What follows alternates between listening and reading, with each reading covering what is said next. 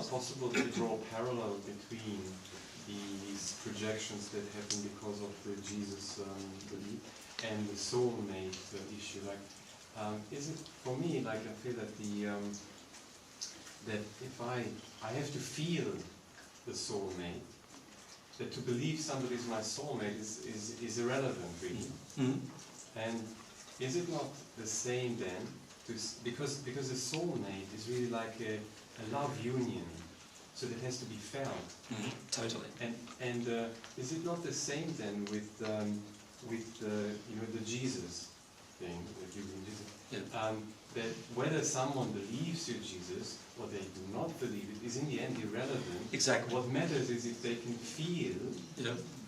your Jesus-ness or the qualities of Jesus in you. Yeah. And honestly, what I'm also learning over the last probably 3 months in particular is that I need to give up the need for anything from anyone. And that's a very, very huge statement when you think about it. It means that you're going to give up the need for somebody to treat you nicely. You're going to give up the need for somebody to treat you like they love you. You're going to give up the need for somebody to want you or desire you. You're going to give up the need to do any of those Understand things. you. Understand you. You're going to give up the need for someone to understand you. You're going to give up the need for someone to be loving to you. All of those needs eventually will all disappear because love only gives. Love doesn't demand something in return. And so one of the huge things that I'm working through at the moment is how I've set up demands from my soulmate before I even met her. One of the demands that I had from the soulmate before I met her was I wanted her to love me. I wanted her to desire me. I wanted her to have these feelings of wanting to open up her heart to me. And I wanted to have these feelings of, desiring to be open with me. And all of those things are projections of what I was wanting from her. And they are unloving projections that I need to now own and I need to work my way through. And so that has been really confronting as well. Actually loving somebody with all my heart and yet not feeling like I don't even have a feeling within me at some point in the future, because it's not how it is now. I don't have a feeling within me that I need anything in return from her. Well, my understanding of love, perhaps it's a limited one, was that love is about give and take. The cycle is that's just a new age. Yeah. Love is not about give and take.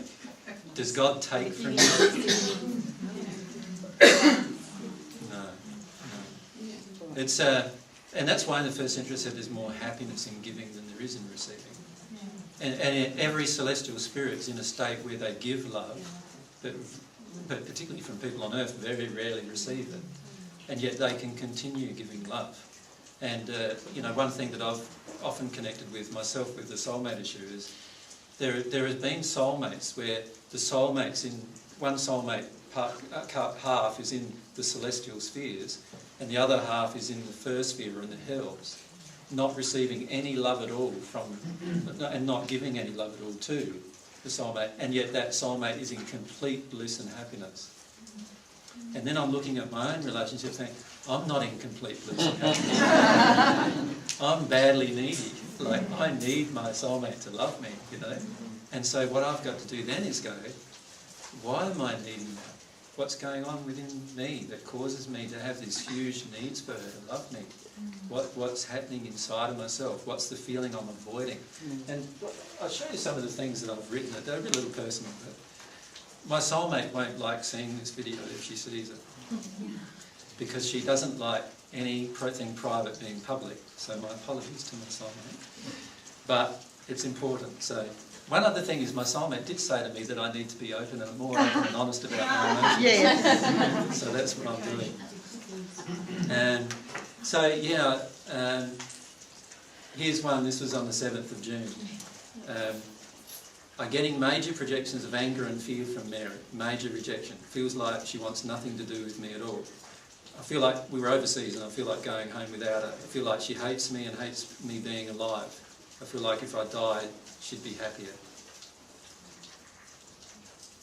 So the expectation I have is that Mary longs for me like I do her. Right? The reality is that Mary dislikes me in her life because of the emotions that are getting triggered within her, and she wants to avoid me. And what am I avoiding? I'm avoiding the feelings of being rejected by my soulmate. I'm avoiding feeling that my soulmate hates me and would rather that I'd never been born. So, that's still a big emotion for me. But that's just what you're feeling. That's not the truth. It doesn't matter if it's not the truth. But you're into truth. No, you don't understand. This is an emotional error that I need to get out of me. The only way I can experience an emotional error is to actually admit the truth of what I'm feeling to myself. You follow me? Yeah. So I feel right now, I know it's an error. Yeah. But telling myself that it's not an error is not going to benefit me. What I need to do is just feel that my soulmate feels I'd rather never been born. I need to feel that, because that's an emotion in me still. Does that make sense? But isn't there an emotion even deeper than that? Oh, certainly. I'm just listing a few from my journal. Here's a good one. I don't know if Mary will like this one, but sorry, Mary. The day ended with a phone call to Mary in Switzerland. I was in England and she was in Switzerland. And the phone call ended with Mary telling me to fuck off and hanging up on me. She was so angry with me, and most of the time I can feel her hatred. And my expectation is that Mary treats me well. And the reality is that she's not capable of treating me well because she doesn't want to fully choose all of her emotion. So she was willing to project it onto me.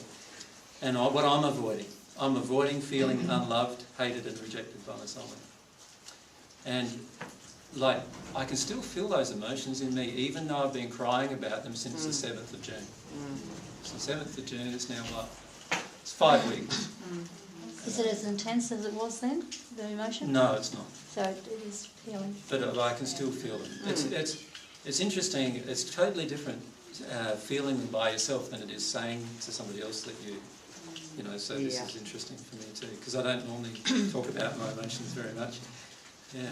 You were talking before about giving and give and take stuff, but it's really been fully aware too when we're giving. Some things aren't loving when we're giving, because I've learnt that lesson where I thought I was always giving because I was loving. Yeah. None of it was. I wasn't loving to myself.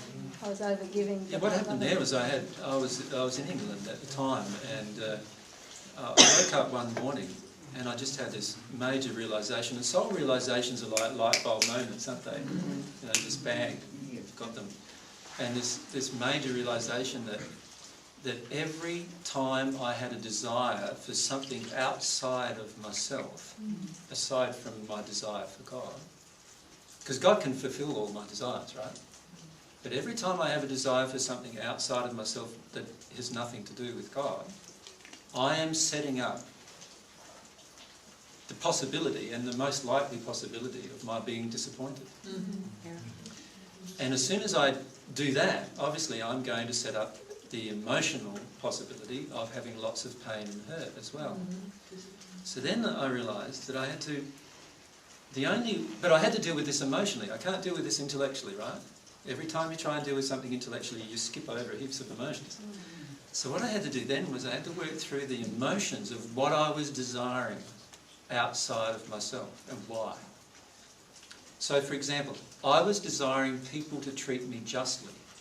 For example, I give my time freely to people, and yet very few in the past have done the same for themselves. Most people have wanted to charge me for anything they've given me. And there's a feeling of injustice inside of me about that, right?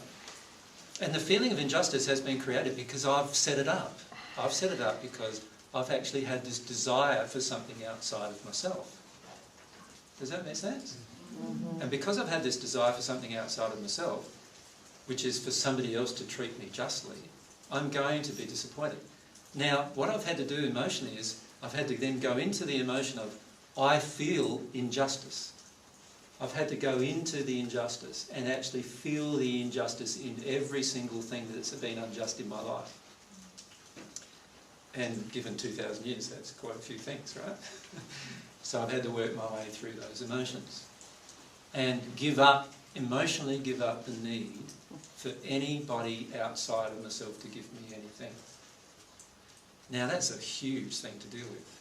And when you come to dealing with those kind of issues yourself, if you haven't already, you'll find that that's huge, giving up all of those kind of issues. And the key thing to bear in mind with all of this is that God gives her love and does not expect anything in return. What can you give God? There's only one thing. Your love. That's the only thing you can give God that God doesn't already have. Because God gave you the free will to express your love. Right? So the only thing that you do not already, that God doesn't already have, that God didn't already make in you, is the love that you are able to give to God. That's the only thing that doesn't exist. And God doesn't expect it of you. If she expected it of you, she'd be highly disappointed. Because if she expected it of everyone in the universe, there's very, very few people in the universe who truly love God. And so what would be occurring? She'd be always crying. None of my children love me. That's what she'd be feeling, wouldn't she? If she expected it. Then she wouldn't have given us free will. That's right. So, so obviously, you know, in looking at God and the relationship that we have with God, we learn a lot about what we will need to give up. And so I had a lot of realizations over a period over these last, like in particular, last 6 months probably, and particularly in meeting my soulmate, I've had a lot of these realizations that have helped me start working through all of these things. So it's been quite difficult.